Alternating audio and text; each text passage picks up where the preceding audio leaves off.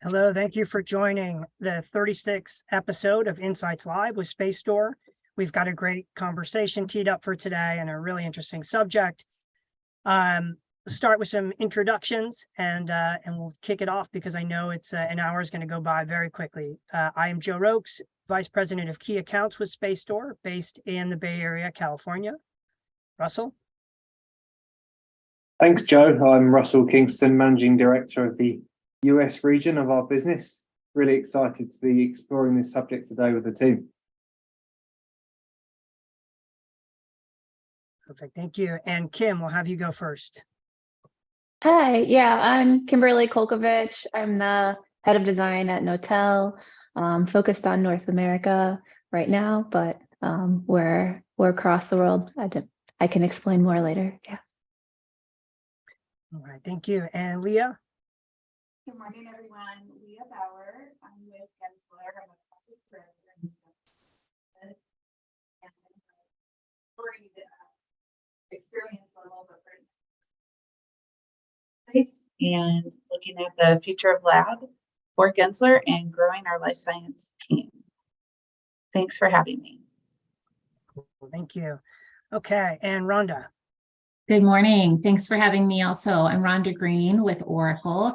I'm the Director of Workplace Design. I'm based in Chicagoland, but I support design solutions, branding integration, and our offices and furniture standards within our Americas portfolio. And I'll talk a little bit more about what we've been up to the last few years after a bit. Cool, thank you. So our subject today is destination workplace. This has been on all of our minds for a long time in the design industry, but I think there's an emphasis right now as we are trying to get employees to come back into offices. How do we create a space that employees may not come into 5 days a week, but are meaningful for them and helpful for them for whatever their tasks are, and for everyone to come in maybe 2 to 3 days a week, that they're willing to do a commute because once they get there, the space is designed in a way that they can collaborate with their teammates or have dedicated space if they need to do heads down work. So whatever it is, and a multiple of different space types for each employee and their unique set of needs. With that, Leah, I will go to you first. I know you guys have done a ton of research, so I'm happy for you to share some insights. Sure, thanks. Gensler has a U.S. workplace survey as well as some design forecasts for 2023 that it kind of hits things a little bit more globally. And we can certainly provide a link to those. But one of the things we're finding in the workplace survey, which we issued in the end of 2022, is the employees, there's not as much resistance as coming back to the office, as they want the office to be really a great place to get work done, even beyond collaboration. And so it's changed a little bit from just coming in for collaboration and mentoring. It's really about getting your work done in a more effective way. And the right experiences will accelerate that return. And what I mean by experiences is we're finding that our clients and their teams want a variety of choice and experience within the office, that they can choose where they work, how they work, adjustability in the place where they work. And we're also seeing a big rise in that discussion of neurodiversity in the DEI, kind of diversity, equity, and inclusion conversation. A lot of people have neurodiverse issues that they've kind of not really addressed over the years, and now those are becoming more important and a big conversation for companies. Some of the things we're finding also is the people want to focus on their work. They want access to technology many times, especially on the coast. People are living in smaller conditions. The technology in their remote office is not quite as substantial as it can be in the office. And they also want to meet up with their teams. I think we're all kind of tired of being isolated. And so we're seeing those as three major components of getting people to return to office, or at least part-time return to office. Leah, are you seeing in your research that people are coming back to the office to do individual work? Yes, like there's those 5 kind of categories: people working alone, working with others virtually, working with others in person, and learning and socializing. And the two that are on the big rise is that learning and socializing. But people do want to be able to do their individual work in the office as well. So we need to provide spaces and experiences to support that. What are you finding with your team? So we conducted our RENF organization conducted a workplace survey last fall. And one of the great outcomes of that survey was the vast majority of people want to come back to the office to be with other people. They want to be together. They want to socialize, collaborate, network with colleagues. So that was great to hear, right? That's something that I think we've all known is a human need, is to be with other people. And so some of the programs that we are evolving, so it's not a switch overnight, but some of the programs that we're evolving is trying to create more of that space, more we space, less me space is what we say. So we have similar or the same types of spaces, but just the percentage of allocation dedicated to individual, office or cube location. We're thinking the needs there need to be smaller because more people are coming in to meet and to network and training and to be together, for those meetings with each other. So that's kind of a trend that we're seeing and what we're trying to plan for in the future. Interesting. I'm interested to see what Kim has as well, what they're finding at Notel.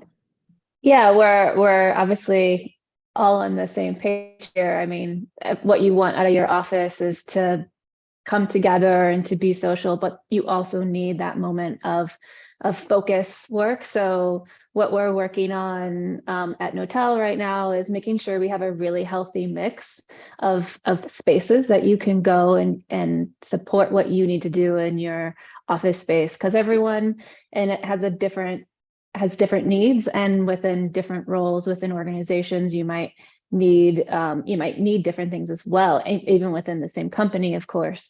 And so having that diversity of spaces within the office, even if it's really small office, being able to have that gathering space, that focus space, and a space to come together.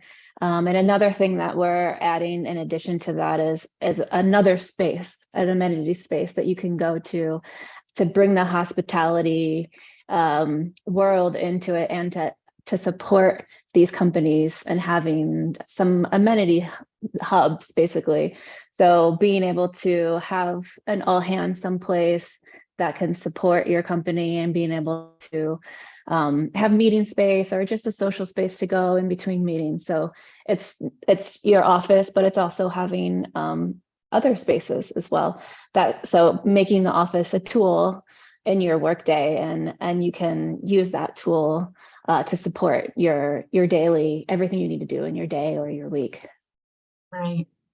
I thought it was interesting in our survey that, the diversity of types of spaces was really important. But the two that came to the top of the heap was really a quiet tech-free zone and then an innovation hub. So kind of two ends of the spectrum that you needed to provide, the two ends of the spectrum, as well as all those spaces in between. So creative group work was really important, innovation work, kind of all of that collision of ideas, and then also having individual quiet work zones, which people liked to have more choice along that line.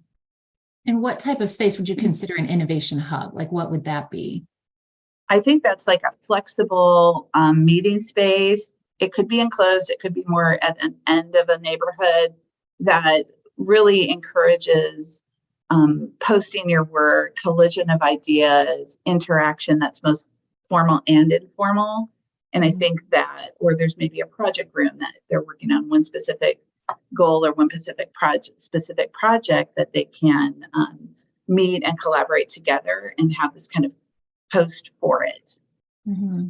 Yeah, that's interesting. We're also trying to incorporate what we call a library into the spaces, which is a tech-free zone, a space for, quiet reflection or reading a book or, just talking with a colleague or an interview or something. So that's something that we're trying to incorporate going forward as well. One thing that we have found, and this has kind of been the case over the years, but the pandemic kind of accelerated this notion, is that open collaboration spaces. So spaces that are open, not enclosed, like kind of some seating area in the middle of workstations, just don't seem to get used. And I guess it might be a really specific case or a very unique user group that would feel comfortable in that environment. But it seems that people they just don't want to bother anybody around them. They don't want to, also have the risk of starting to have a conversation that then they're not comfortable around and letting everyone hear outside of them.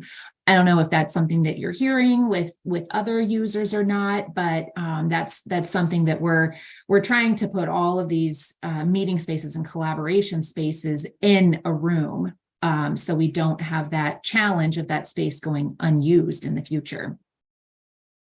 Well, some of the things we're seeing is an increase in kind of that movable wall situation where you could have it enclosed or you could open it up if it's a bigger team event or you need to do a presentation.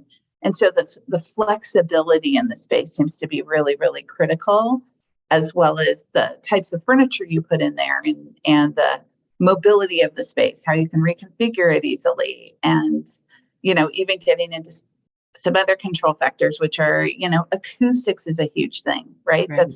We're doing a lot more talk about acoustics other than white noise, looking at really acoustic performance of each type of space for the function that it is. And so when you have this platform of different types of spaces, they may all have different acoustic kind of properties and acoustic support, as well as lighting. Our users are finding that they want to be able to control lighting and light levels and light temperature. So I feel like that experience that kind of taps into their touch and feel, engaging their senses, tapping into emotions. All of that is really, really important in the workplace, which before was kind of more of a nice to have or, a token thing. Now it's really integrated into the designs. Are you finding that as well? Yeah, I think acoustics are a really big thing. And I've heard that from some of my network colleagues as well, that the acoustics of these spaces. And I think it would be great if we could solve all of these functional requirements from a furniture perspective, just for agility, of our portfolio, right? We have a huge global portfolio, and with all of the changes happening at a faster pace, it would be great if we could accomplish these types of spaces that aren't in the open, that people aren't going to use, but also support, the acoustic requirements, not only from just a meeting, but neurodiverse solutions and supporting lots of different abilities.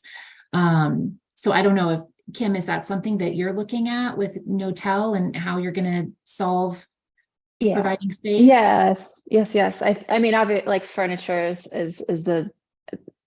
provides the most flexibility, as long as the infrastructure is there as well to be able to support multiple scenarios. So what we're really focused on is making sure something like power is easy. A lot of times in the UK and Europe, you have a lot of raised floors that makes flexibility super easy. And sometimes in the US, we have to figure out how to, with a slab only, like how to make sure that we have the power and the acoustics as well to support the furniture movements, because that's sometimes something, if you don't consider it, then it's just a furniture change that it can't be used very well. So you have to make sure that you have all of the infrastructure there as well, so that when you do swap between, say, a collaboration setting into a more social setting, or you go back, someone really just needs, a desk and a focus area, that when you make that switch, you have the infrastructure there to support it. Otherwise, like you said, First, if it's too loud or if people don't feel comfortable, they might not be using the space to its full efficiency.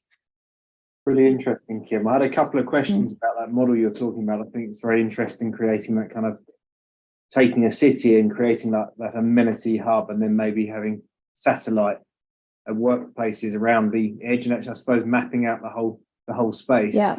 And one of the questions that's come in that's really interesting is Ricky's just asking, what's your take on the idea that people are now one of the key amenities to actually having people come back to the office or wanting to be in the workplace? So there's all these things we're doing, which is great, but getting people back together and coordinating that, have you got any insights or thoughts about that, what you're seeing, or any of the other panelists?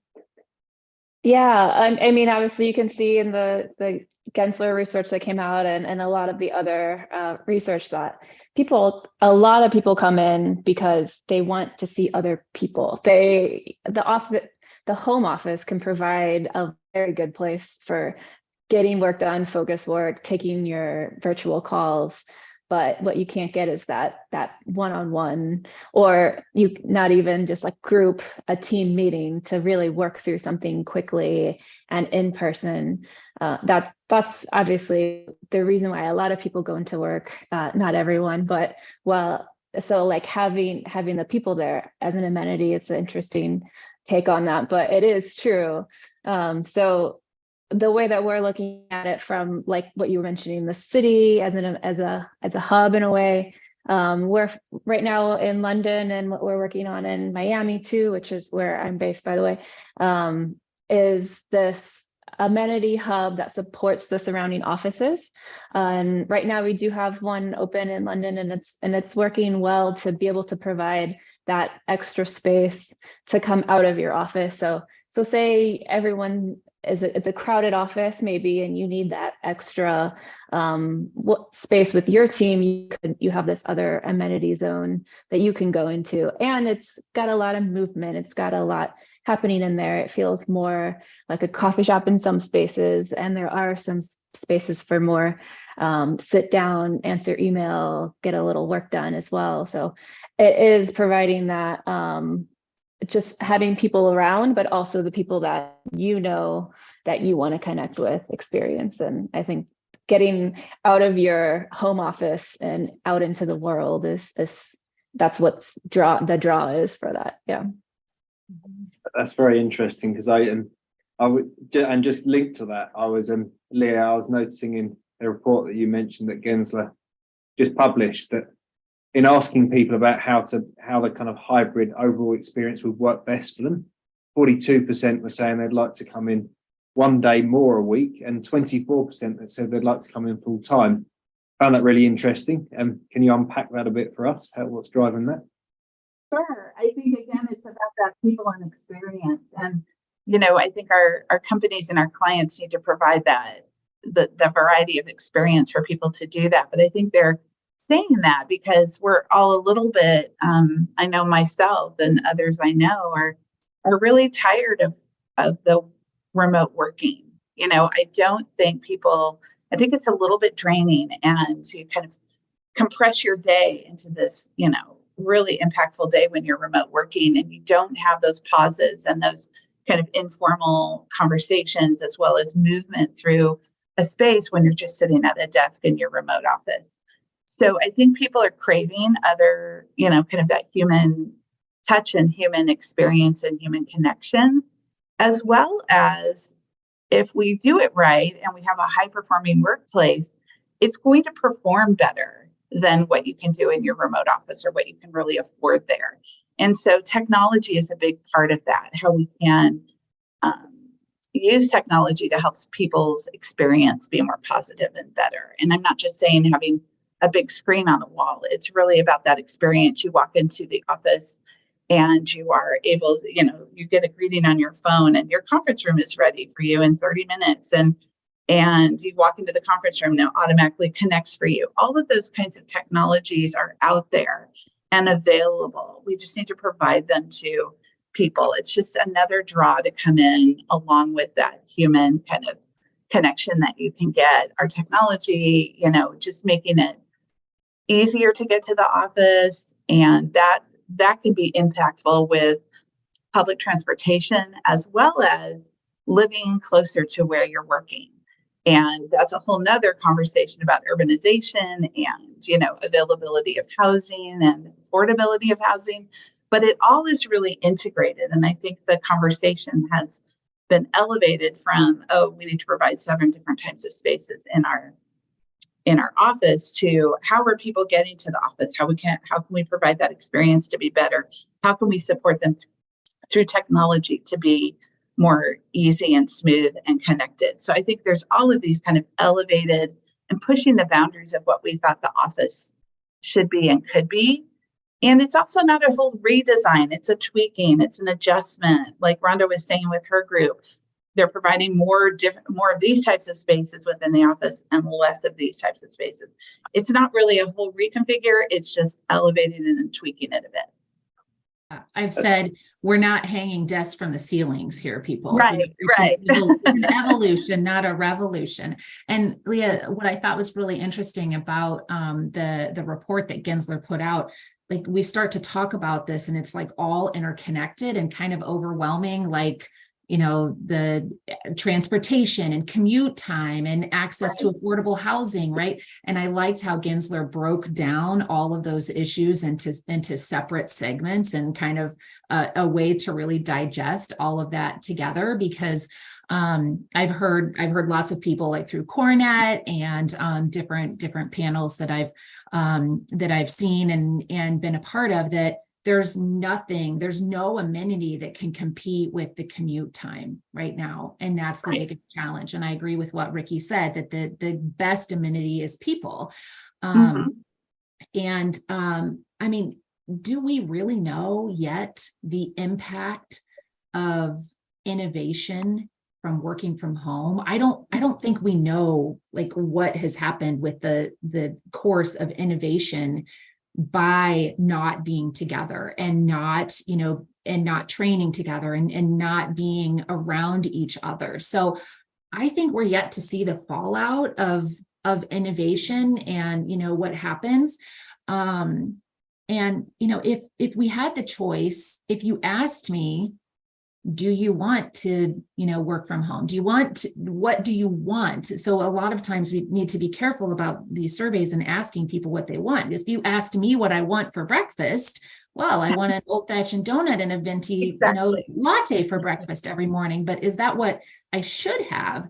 And so I think when we're doing these surveys, yes, there is something to be said about trying to figure out what the employees want, but they don't always have the bigger grasp of what is best for the corporation, like the innovation solutions, right? And so I think we're kind of starting to see a tipping point on that. And this is me talking, Rhonda Green, not Oracle. So here, close this for a second. This is my opinion. I think we're starting to see the tipping point with the economy and the fallout of not being together for 2 years. And like, what is that really going to mean from the perspective of the corporations and trying to get people together?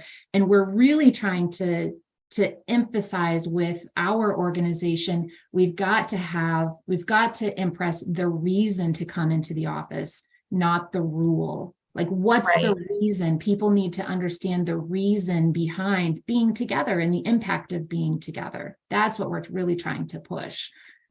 Yeah, you're absolutely right. And I was just kind of glancing through our return to office survey again, and it was really, I loved this one thing that says office workers in high performing workplaces are almost twice as likely to report that the office positively contributes to their personal well-being, not just what they're doing at work, but their personal well-being and their career advancement and their job satisfaction. So I think it's a really vital thing for companies to really review and assess and measure if they can.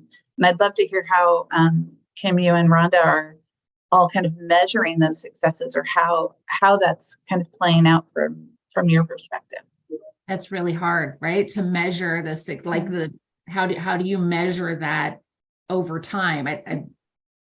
That's a real challenge for us. So right. Yeah, it's hard to measure. I mean, you have to just go on the companies being more productive and more successful, more happy as well. With it would be different for every corporation, and how everyone can measure that. I mean, what you can't capture as well is being at the office is being just near each other to be able to hear each other. It's not necessarily, yes, you go in because you want to connect with your team, but it's all the side stuff that happens that maybe that wasn't your intent for going in. But of course, you're now you can be near someone who has a question and that helps them grow, or vice versa. And now you can see the work that someone else is doing and ask a question and help grow yourself or the people around you. So it's hard to measure those kinds of things on a survey, but it's something that you can, it helps you grow throughout your own career and others. I had a Kind of conversation.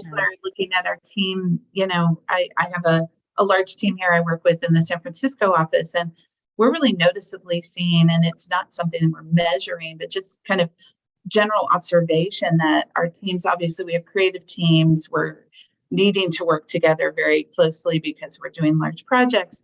And I think we have higher performance outcomes. It just feels like we're getting the work done and it's being done faster and better when we're together than what it was, 2 years ago when everyone was working remotely. We still did wonderful work and great work, but I have a gut feeling that it feels like we're doing better, higher performing work.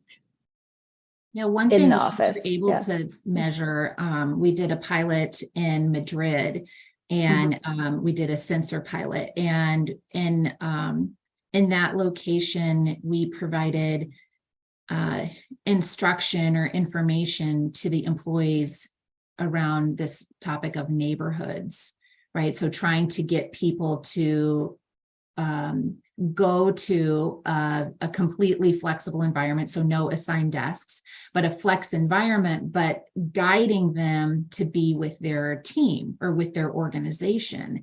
And when we did that, we did see an uptick in the use of that space. And we have to assume, which we do a lot, but we have to assume that it's because they were there and they were, working with each other and running into each other and having meetings and that casual collision and casual collaboration with the team. So it's not, direct correlation to innovation of the business, but it does show that being together and creating that destination creates return activity.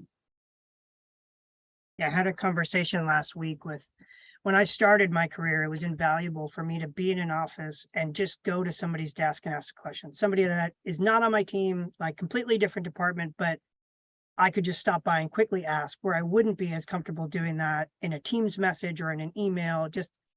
I think that is incredibly powerful. And I'm a little bit worried for younger generations that are missing out on that are just some folks started a job and just got a laptop at their house and have been working in that way, but somewhat secluded for a long time. And then also, I think it's interesting as we talk about people to hear about the tech-free zones, because I think there's another scenario where everyone goes into the office and everyone's here, but they're glued to their laptops or they're on conference calls and they're not truly there and interacting with people and available for those conversations. So I think the idea of tech zones is very inviting, in my opinion. Go on, Russell.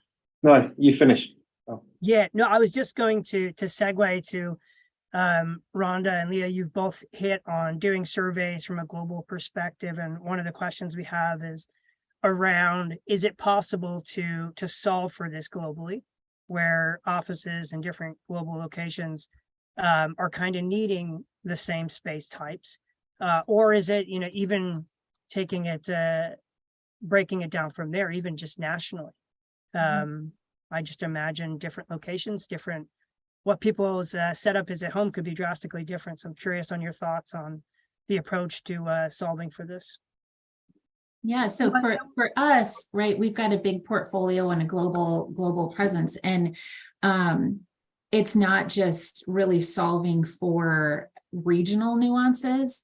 It's trying to create spaces that are agile enough to handle change from what we know today versus what we know, tomorrow, 2 years from now. So there's a program of solutions, and it's a spectrum, right? You might be, on one side of the spectrum now, you might be another side of that in 2 years, or it might be regional differences, but we're trying really hard to create a program that has some room for adjustments, whether it be regional nuances or code requirements or line of business requirements, or just, building in the agility for change.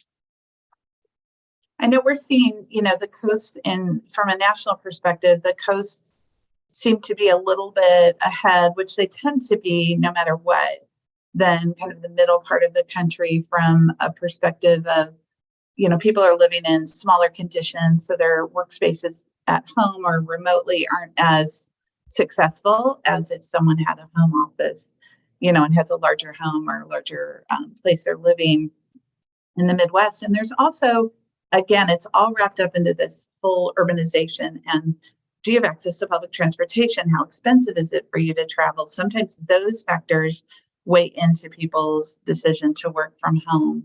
But I know in the San Francisco Bay Area, for sure, a lot of our, especially newer employees, are really living in, with lots of roommates, and the Wi-Fi isn't very good, and you don't have a designated space to work. And I think that it was fun for a while with the pandemic, and we all kind of muscled through. But I think really to gain career advancement and to learn how to be a professional and learn how to work and how to get work done in a team environment, you need to be in the team, and remote working is a part of that, but it shouldn't be the only way to work. And I think that's where we're really seeing a shift in how those offices can really support that, and how our companies can support that is really, really important. That's great. Sorry, Kim, you go. Oh, it's okay. I was just going to add in that it's also important what's at the office and around the office to get you away from that as well.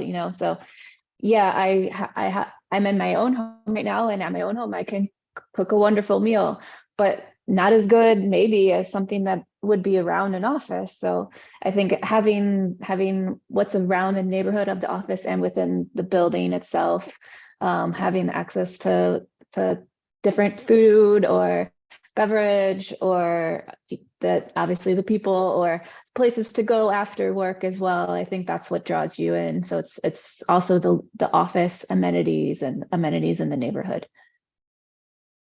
A really great question that's just come in. So there's all these different factors that we've been talking about that really make the hybrid workspace work and make it worthwhile people coming to. And someone's here is just asking, if there's one thing you've got to get right to make it a destination workspace, what would it be? Interesting to hear from the three of you as to what that is right now for you. One thing. There's always got to be somebody that asks that, isn't there? One thing.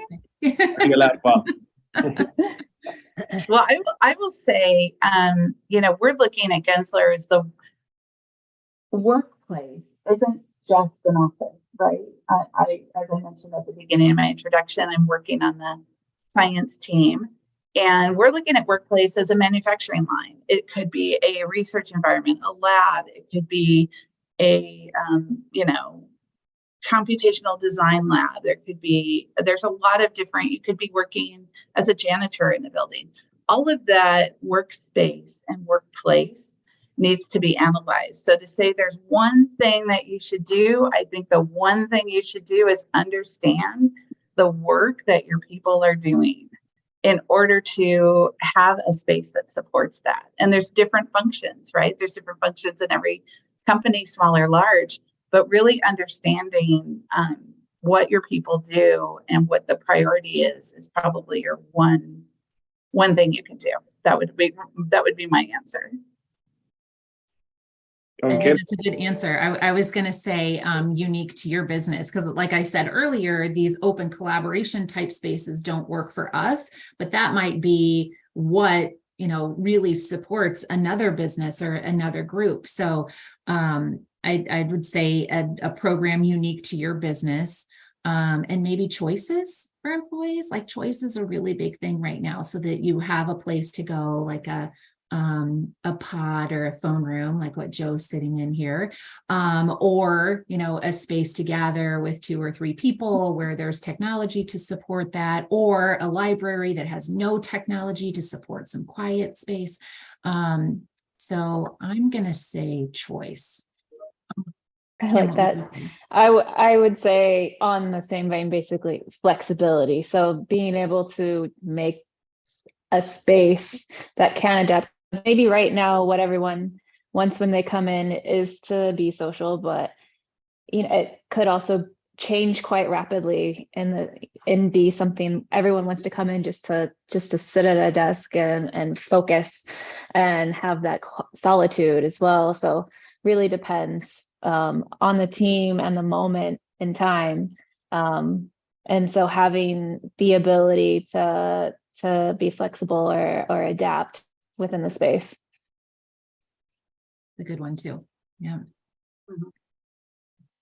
Yeah, variety and flexibility are 2 terms I feel like are constants in all the conversations we're having right now.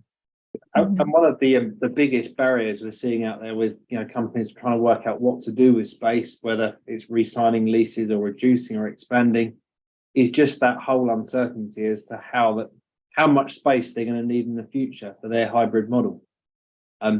So the more flexibility we can build in, the more it kind of unlocks and takes away those barriers. It's interesting. We just had a comment in from Ollie on one of the attendees, Kim, just agreeing with your point there that it's not just the workplace, it's that you've got to look at that whole holistic piece with the neighborhood and the amenities that are in the local area around it as well. So it becomes a much bigger conversation. Yeah. We're an office space and hospitality operator. So we are working with many different size offices. And what we're finding right now is that a lot of people are looking for smaller spaces because they want to provide the flexibility for people to work from home and from the office. And so what we can do is provide a smaller and more efficient and flexible space for them. So when people come into the office, they have the opportunity, they still have all of the things they need to do to get their work done, but it's a choice for them to kind of come in and to use that space, or they can be at home or be in that third space if we have an amenity hub near that office, or maybe it's a cafe or another space in that immediate zone. I think that's what a lot of people want right now. So not to have to be tied to one place, to be able to look at their day as like a series of sessions, and how do they use the right space for them at that moment.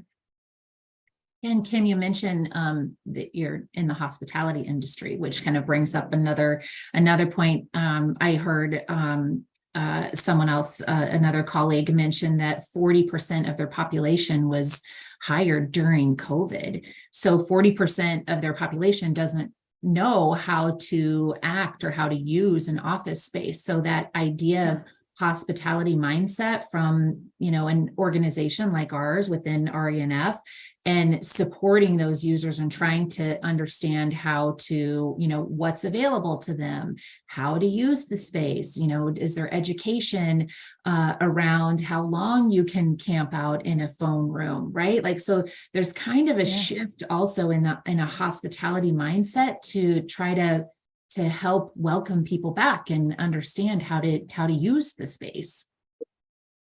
I thought it was interesting in the survey, they talked about the types of experience really vary less by what you're doing and more by your generation, which I thought was really interesting.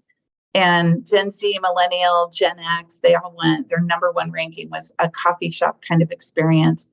And then after that, it was really a boutique hotel experience. And so interesting. And then the baby boomer is a little bit more corporate, right? But then their second choice is coffee shop. So really, if you look at those kind of what they're looking for mixed experience, it really is hospitality focused. And as well as, you know, being able to control where and when you're working. I think people want that personal, individual choice in all of these types of experiences.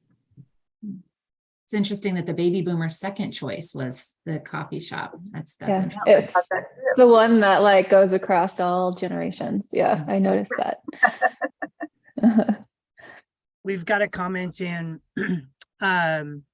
asking, what are the key things to know and understand in creating inclusive destination spaces? Who wants to take a first stab at that? Inclusive. Leah, do you want to take that? I think now you've done a lot of research I on that. can talk to that. I feel like I'm kind of repeating myself a bit, but inclusivity is really talking about everybody, right? And we're trying to incorporate a space that supports everyone. And obviously the neurodiversity is a big discussion, and neurodiversity can be anywhere from sensitivity to light or sound or touch or materiality. There's a lot of different things kind of rolled into neurodiversity, and I'm by no means a neurodiverse expert, although I am a parent of an autistic child who is now a grown adult and living in the world and working in the world. And I think what it comes out to is really understanding that we all have some level of neurodiversity challenge or neurodiversity, right? We each have our little foibles and our things that bother us, and want to be able to control those is really important. So I think the new direction is really to give people a lot of individual choice and control. Like, I can go over to the wall and adjust the level of lighting.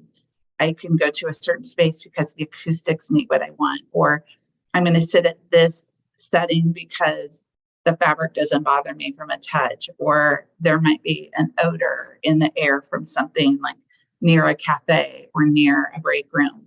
So I think we just need to understand that by providing a variety of spaces, we're also providing a variety of choice for those with neurodiverse challenges. Now, if you're designing a school for a set of students who have, autism or behavioral issues or anything like that, you may do some extra things. Having a quiet room or a room where they can really decompress might be important. If you have a large number of employees that have a certain neurodiverse topic, you may want to provide a space that maybe supports them better. So I think that choice and being able to control your individual environment is going to be really, really important. And not just within a room, but also within your open office. If there's a workstation that somebody could pull something over to help them feel more enclosed or wrap around. I know Space Star has many of these types of things. That might be just enough, or it may be what more than just one person needs. And I think that's really going to be important as we move forward. Yeah, I think that's well said. We have a program to incorporate more universal design solutions in our spaces going forward. So for those that don't know, universal design goes above and beyond ADA solutions or accessibility solutions, and supports a lot of a variety of abilities in the workplace. And it's really becoming as people may have a change in their abilities really between the ages of 18 and 64, which is the workforce. So we're trying to, provide different types of spaces, different solutions, choices, and education around the fact that we have provided these. Like, we're finding that we might have these solutions, but people don't know about it. So there's a communication aspect to that too.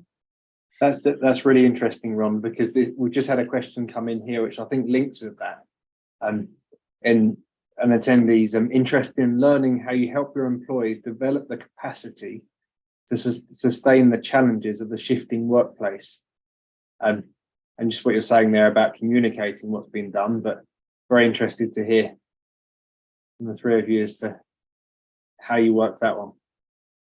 To develop the capacity to sustain challenges in the shifting workplace. Yeah. Yeah. With the pace of, I guess, with the pace of change, and as we try things and things work, other things don't, and we try different avenues, it's change in the workplace is happening at a greater rate than ever before, isn't it? Right. Yeah. I think for us, it's about, trying to communicate and provide access to that information for our employees. Well, and I think too, just providing a platform to employees who may have a neurodiverse issue or something, it's a very fine line, right, for them to share that. I have a colleague who I'm working with who does have one, and it took a long time for him to share that with me, so I understood what was happening with certain things with him. And I feel like having a better platform, companies, if they could have a better platform for that, and giving people a voice who may have challenges and struggles with that, I think it's a tough thing, right? There's a different privacy issue. There's things like that, but you also want to be supportive and kind of that softer conversation around, we understand, we support it, and we want to make you successful and help you be as successful as you can be. So I think it's a fine line, but it's a conversation that needs to be had. And then going back to Kim's discussion about flexibility, I think that's going to be so important that we keep the spaces as flexible as possible so you can pivot for if something comes up or there's a new movement on a certain direction. 10 years ago, we didn't have all gender restrooms, and now that's a commonplace. And so I think it's something like that that just really has to drive the future. Yeah, it's change management on a whole new level to communicate. Yeah, exactly. I think it's also, as companies do new space types and do this exploration of adapting and growing their offices, I think it's valuable to share that with employees, to create the excitement of, oh, there's this new space type I should go in, I should try that out and experiment for that for myself. Yeah, and listen to the feedback on it as well, so you understand if it's really as helpful as maybe sometimes as designers we put something out into the world and maybe it's not always used the way that we want it to be. And so to be able to go around and get the feedback, and so then you really know and you're thinking more as an operator and how you can change things and adapt them so that they can be as functional for everyone who's using them. Yeah, we've got a question in from LinkedIn from Steve that I think ties into what we're talking about, but it's around, do you need to educate your employees on how to best use these new space types to kind of prep them for best results of how to use the spaces? I'd be curious on if you agree that that is something you should do, and if so, how do you do that? What's the best way to go about that? Yeah, I definitely think it's needed. I'm a big advocate for change management. And like I mentioned before, such a big population was hired, within corporations during the pandemic and may not know how to use these spaces or what the norms are for using these spaces. So I definitely think change management can go a long way to helping those individuals and the organization and the use of the space, right? Because nobody wants to see a certain number of space go wasted. I mean, it's just money that could be utilized elsewhere. So you want to utilize the best use of your square footage as possible.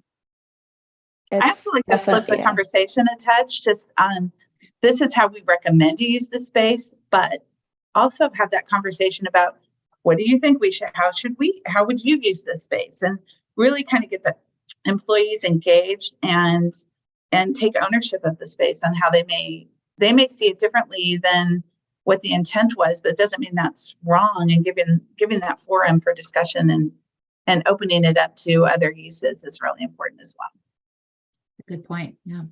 Yeah. So perhaps kind of emphasizing some of the key features as opposed to just saying this is exactly how to, if you go in use this and this, just really highlighting key features that you've incorporated. Right. Well, we're down to 5 minutes. Anyone joining us on LinkedIn Live or via Zoom, shoot in those last minute questions. But I think beyond that, I'll go around and kind of do almost any kind of final thoughts. And I think one thing I'm curious on is for the past few years, there's been a lot of, in my mind, kind of hesitation everyone's afraid to kind of go and explore these new spaces and just do something, and knowing that it's a test and there really is no set in stone, like this is going to be perfect and it's going to be brilliant. Words of encouragement for folks to kind of take a leap and try, and just test the results and see how it goes. Rhonda, do you want to go first? Sure. Yeah. Words of encouragement. We're all trying to figure this out. Nobody has this figured out. Even some of the most amazing articles that you've seen, those are kind of test cases and figuring it out too. So we're all in this together. I think one of the great things about the pandemic and being in this situation of trying to figure it out, people are just really open to sharing their story and sharing what's worked and what hasn't worked, across, all lines of different organizations. So that's been really fun to talk to people outside of Oracle, for me, talk to people and about what they're experiencing. Safra Katz, our the CEO, has said before that not making a decision is a decision not to move forward.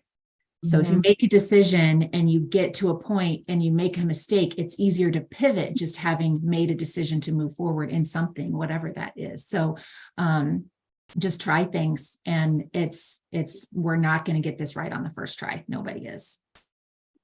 I like that phrase. That's really cool. Yeah. Kim, what do you think? I agree. I mean, we're learning. All of us are learning as we go, and we're doing. Obviously, now we're in 2023, so there is a lot more information out there than there was last year or in the year before, and to learn from that information and to learn as people are adapting as well along as they're going back in and getting used to being able to take work sessions from home or from the office or from a third place, just using all the tools in your toolbox to get your work done to the best that you can, and then to make, when you're thinking of the workplace as a destination, like thinking about your office as what to really provide the most amount of scenarios for everyone in your organization to get their jobs done well, and to encourage them to come in and encourage them to connect. So I think we're on the same page. We're going in the right direction. Maybe just providing the right spaces, but in a flexible way, because they might not be the right spaces 100% of the time, and you might need more of one or the other in the future. I'll just end with a very short. I think we should look at this as a really great opportunity. These don't come along that long, and changing policy and change in general can be difficult. But there's also, we've been given an opportunity for that change, right? And an opportunity to open a discussion that perhaps was not able to have before. And so look at it as an opportunity and how you can be proactive and moving forward with your company. And I think the results will be really positive. Yeah, none of it is a new issue. It's just the pandemic really exposed things and gave us, like you said, an opportunity to think about them. Exactly. It's super exciting. I think it's a very exciting time to be in the design industry. Agree. Absolutely. All right. Well, I think that just about does it. Oh, let's see if we've got time for, I just got a question through. Thanks. Great conversation. Yeah. No, let's go that. Thank you to our three panelists. It's been very insightful and interesting, especially hearing some of your own practical on the ground experience. Thank you for having us. Thank you. Yeah, thanks thank so much you for your time. And thanks everyone for joining on Zoom and LinkedIn Live. We really appreciate it.